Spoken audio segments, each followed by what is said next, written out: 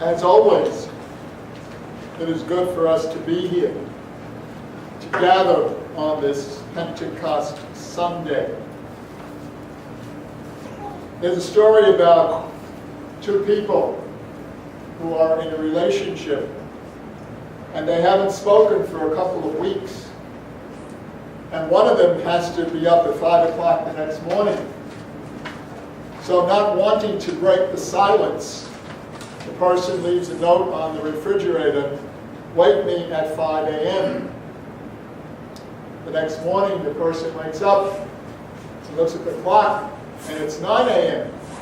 Infuriated, goes out to the kitchen, and on the refrigerator there's a sign that says, "It's 5 o'clock, wake up." I guess that's also a call for us. It's time that we literally wake up. And for each one of us to realize the tremendous gift of the Holy Spirit within each one of us. It's not only within certain people. It's not only within those who wear these garments. But it's within every single one of us, from the youngest, who's probably Laura here this morning, to, I won't say who the oldest one is. Me. You were old when you were born. Anyway, this is a very special day in the life of the church.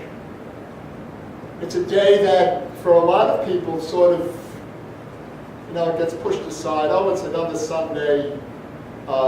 Literally this week we begin to go back to ordinary time. It's what is it? It's it's another Sunday. Question: if this morning we sang another entrance song that wasn't so churchy, what would it be?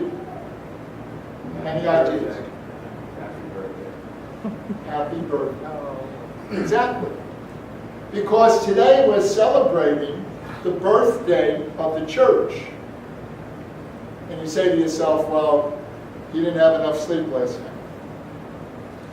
Here, in that first reading, and you got to teach other people how to read because you did an incredible job. In that first reading, we hear that they're all still enclosed, they're still afraid, and that Spirit comes upon them. And when they went out in the street originally, one of the translations says that the people thought they were drunk. Because all of a sudden, they had been in hiding, and now they come out in the open, and they start speaking about the wonders of God's gift to them through Jesus. And as the reading says, they all heard everyone speaking in their own language. It's an incredible gift. Just as here this morning, all of us are speaking the same language, but some of us are using different means of retaining that language. Some of us are already tuned me out a long time ago. Some of us are waiting to see what's going to happen next. Some of us are waiting to see whether or not Father Joe is going to look like a fool. Well, that's okay. Because each one of us, if we use the gifts of the Holy Spirit, at times we will look foolish to other people. They'll think we're kind of strange. If we exhibit love, if we exhibit peace, if we exhibit patience, kindness, generosity, faithfulness, gentleness, self-control. If we, and I wish today that I had a board here to write these words on. I think we're going to do that on the board inside. And it's going to help each one of us at night before we close our eyes to remember these words and to see how we use them during the day, positively or negatively. It's called that old examination of conscience.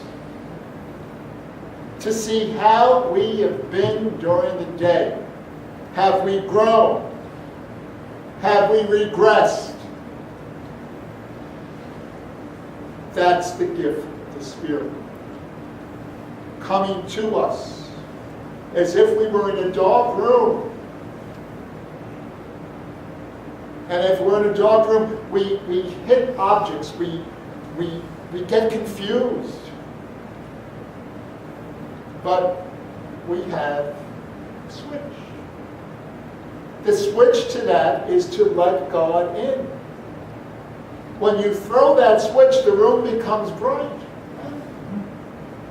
And the same way with our relationship with God, with one another. When we let the light in, the darkness leaves. And we're not afraid. That's who came upon the apostles. And in the gospel today we heard the first word that Jesus says to the men and women.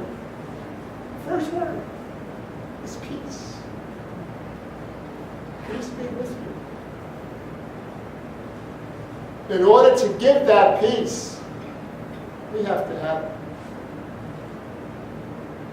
So let's hope and pray that as we control the switch, that we'll always let the light of Christ into us, so that we can look at God's Spirit as a guest or as an intruder.